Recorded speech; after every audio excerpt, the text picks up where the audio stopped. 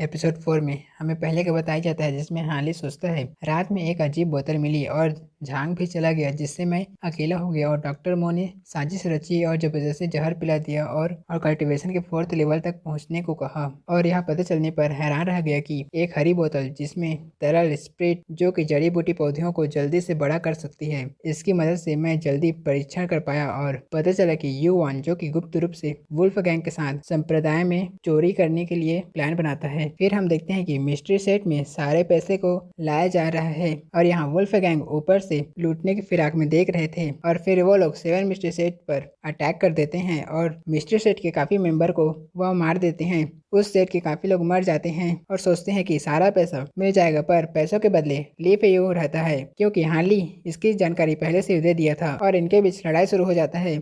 ली भी उनके साथ फाइट करने में मदद करता है और काफी बंदों को मार देता है अकेले ही। और फेयू तो स्ट्रांग है ही, वह अकेले ही वुल्फ गैंग के काफी मेंबर को मार देता है। इससे वुल्फ गैंग की संख्या काफी कम हो गई थी जिससे सभी डर कर भाग रहे थे। फिर यहाँ एल्डर आते हैं। यहाँ फेयू ली की तारीफ करता है क्योंकि ली कम टाइम में ही काफी स्ट्रांग हो गया था और ली यह जान पाता है कि फेयू जो कि एल्डर की बेटी से डेट कर रहा है और फेयू के लिए खुश जाता। फिर हमें 6 मंथ्स बाद का सीन दिख पाते हैं। यहाँ हार्ली फॉरएवर स्प्रिंग के 6th स्टेज पर पहुंच गया था और शिफ्टिंग स्मोक स्टेप्स को सीख लिया था जो इसके स्पीड को काफी बढ़ा देता है। डॉक्टर मो से मिलने से पहले ली अपने लिए कुछ तैयारी करता है जिसमें अपने साथ ब्लिंकिंग स्वॉर्ड को पकड़ लेता है और एक स्मोक बम को और एक पॉइजन को। और अपनी तैयारी करने के बाद वह घर चले जाते हैं और दिखता है कि डॉक्टर मो घर आ गए हैं। अंदर जाते हुए दिखता है आयरन पपेट जो कि डॉक्टर मो के पास है और डॉक्टर मो ली को देखकर काफी खुश हो गए थे और बोलते हैं कि गेट बंद कर दो, लेकिन उनसे बोलता है ली कि गेट बंद करने की जरूरत नहीं है,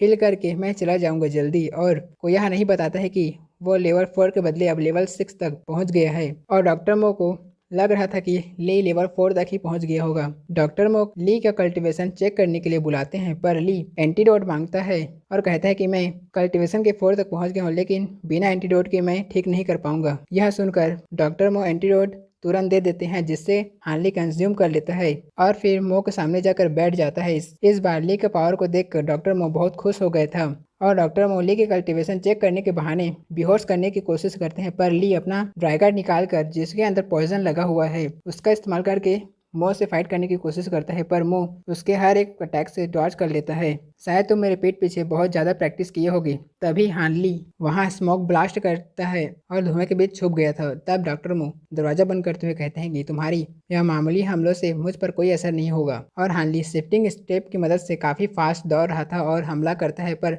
डॉक्टर मो उसके सभी हमलों को डॉज कर लेते हैं जिस वजह से इनकी फाइट चलती रहती है और डॉक्टर मो उसे पटक देते हैं और एक लकड़ी के नीचे दबा देते हैं। उसे लग रहा था कि हार्ली हार मान लेगा, पर हार्ली हार नहीं मानता है और वहां से निकलकर डॉक्टर मो के ऊपर हमला करता है, पर मो अपने डिमोनिक सिल्वर हैंड से अटैक करते हैं जिससे ली दूर गिर जाता है और कमजोर पड़ जाता है, जिससे मो उसकी तरफ आते हैं पर हार्ली दरवाजा ओपन कर देता है जिससे बाहर की रोशनी अंदर आती है और डॉक्टर मो देख नहीं पाते हैं। इसका फायदा उठाकर ली डॉक्टर मो के ऊपर हमला करते हैं और ड्रैगर से डॉक्टर मो को घायल कर देता है। ड्रैगर की जो पॉइजन है उस डॉक्टर मो के अंदर फैल जाती है जिससे डॉक्टर मो कमजोर होने लगते हैं। और फिर हार्ली झांग के टाई के बारे में मो से पूछता है और डॉक्टर मो कहते हैं कि तुमको समझ जाना चाहिए था, तुम बहुत स्मार्ट हो।